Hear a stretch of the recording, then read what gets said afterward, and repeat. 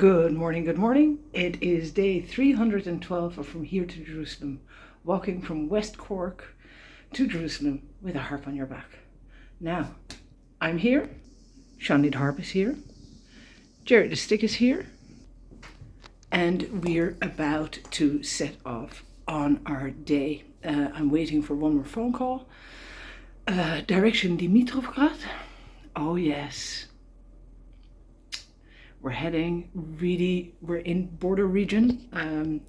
Yesterday I arrived back in Pirot, and there were two groups of young men seated on the ground with policemen, and we're back in the area where everything is being checked. The border of Europe, the border of the EU, because Serbia is Europe as well, of course.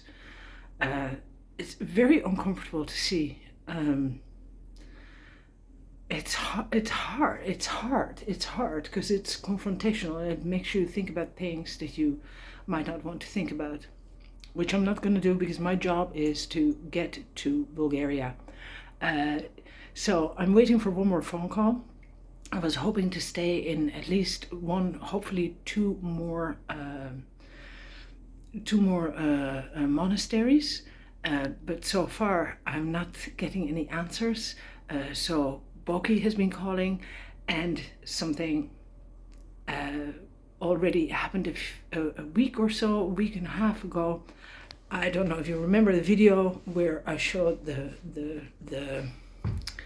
still of Mark Keating being interviewed by Jovan Memedovic. Here in Serbia. He walked with his dog to raise funds for children's cancer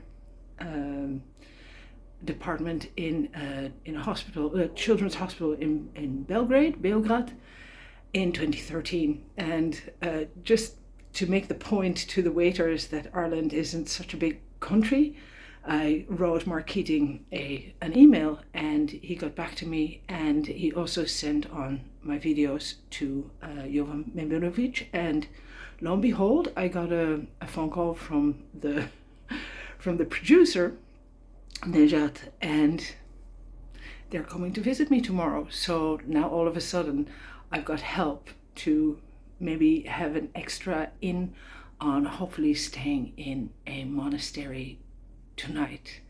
That would be a 17-kilometer walk. If not, there might be maybe a restaurant with rooms, which is on the Imperial Road camp, which is also a campsite for people who were on the long track between east and west. So I don't know what's going to happen.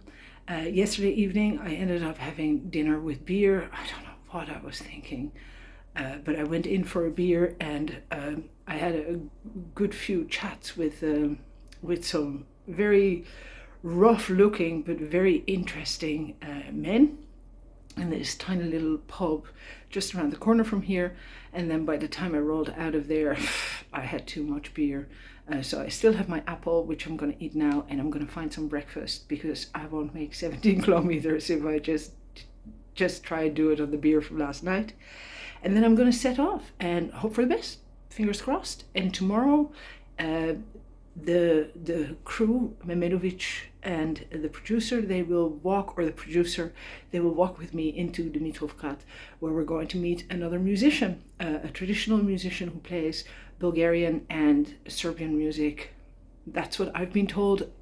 Of course, I don't know, but I'm going to find out. And Dimitrovgrad is the last town before the border. So the day after, I'm going to cross over, unless the weather is really, really bad, because I have to do a really big climb again. Yeah, I really enjoyed yesterday. And I hope it's going to keep going like this. Yeah, let's go. Let's go find some breakfast. I had 3 nights here. It was very nice. I'm happy, but I'm happy to leave, and time to go. Oh yeah, do you hear that sound? That is that thing there.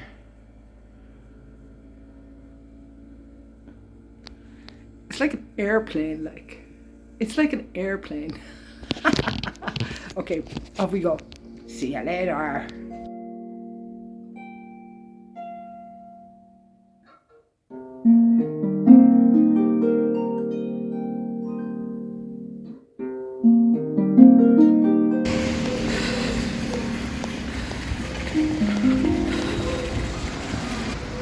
I just stopped at the bakery, had a cup of coffee, and one of those rolled round baklavas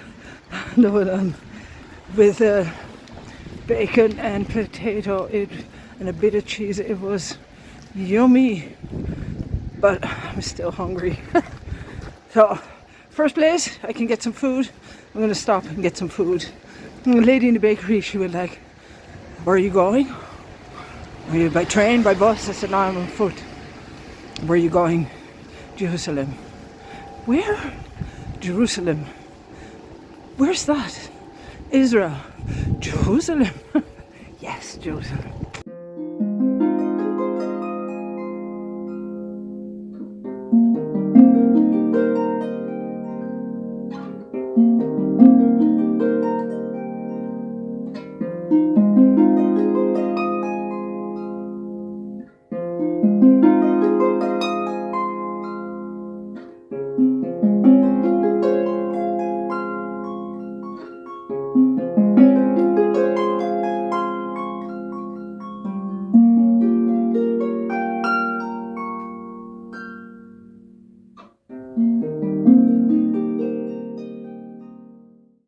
And so I get to stay at the monastery. Yay! Amazing stuff, like Sukovo Monastery, just halfway towards Dimitrovgrad, and I just got the phone call saying that I can stay there for the night. No done. And yeah, one happy pilgrim, what can I say? So off I go, onwards and upwards. It's a slight incline all the way to Dimitrovgrad, and I think I have a bit of climbing ahead as well later on to the monastery itself. But we'll deal with that as we get there. Now, there we go.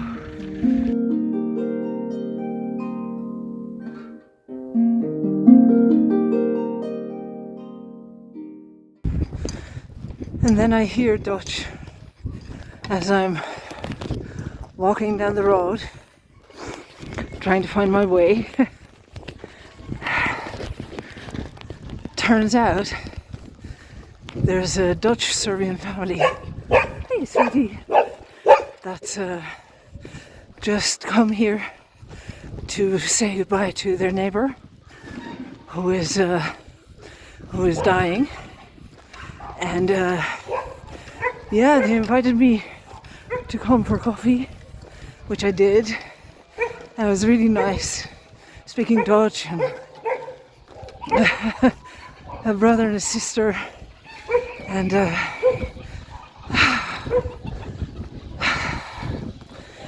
interesting, very, very interesting. And now I'm late, and there was a man who had been working in Germany for a long time, and he invited me to come for coffee as well. In fact, he said, "Come and stay for a few days." But I have to go to Sukovo. Oh, look at this. There's a chilly wind. So I'm just gonna go put my head down and walk. Yeah, plan.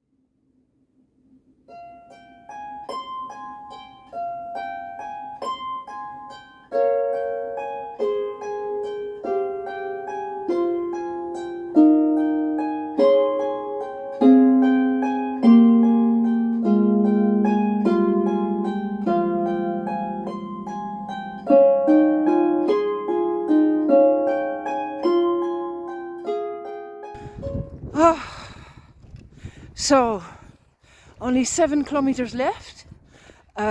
Just before the bridge back there, there was 2 policemen with 5 young men, and they of course asked me where I was going. I said I was heading to the Manastir Sukovo, and they were like, okay, that's straight on and then right. I went like, yeah, I know. I said, because they were like, they had the baklavas and everything. I said, do you need to check anything, papers, anything? No, enjoy your walk. It is the same as it was before the border with Serbia on the other side. So there's a lot of movement here, a lot of people trying to get over the border. I don't know which way, this way, that way, whatever way. It's and there is nothing really anybody can do, you know. These youngsters are on their way. I'm just wondering, what would I do? And look at me, I can't say anything. But you know, white female, big pack, speaking English. They're gonna let me go no matter what. I don't know. It's just, it's tough to see. Tough to see without a doubt. I don't care what people say, you know, when they're shouting for people to leave and to not be there. You have to ask yourself the question, who would you be and where would you go? And if you were 18 and you were stuck, like in Ireland as well, how many people go to the States, to Canada, now Southeast Asia, all the time?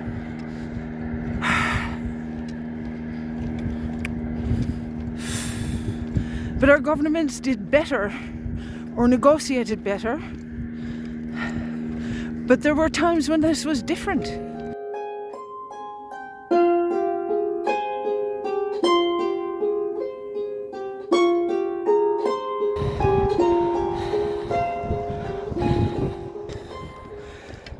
As I came out of the last village, a car stopped.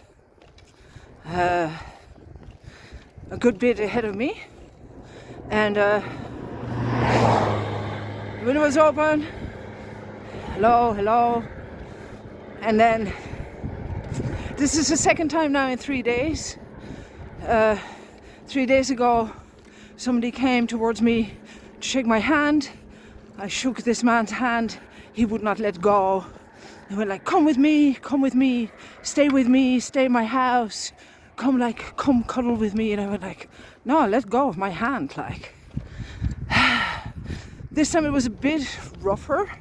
It was like, you know, give me some head. I went like, go away, man. And I'm thinking, you honestly think that I traveled 4,000 kilometers on foot to come here for you? For you to talk to me like that? You got to do a bit better than that. You.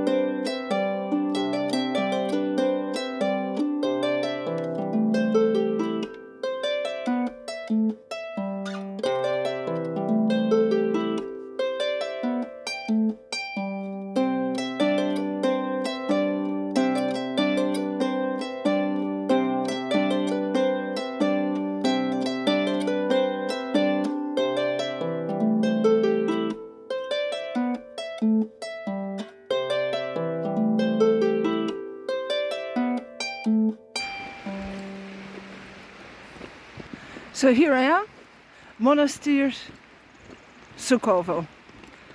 I'm gonna look for Sister Martha now, and yeah, I did it again.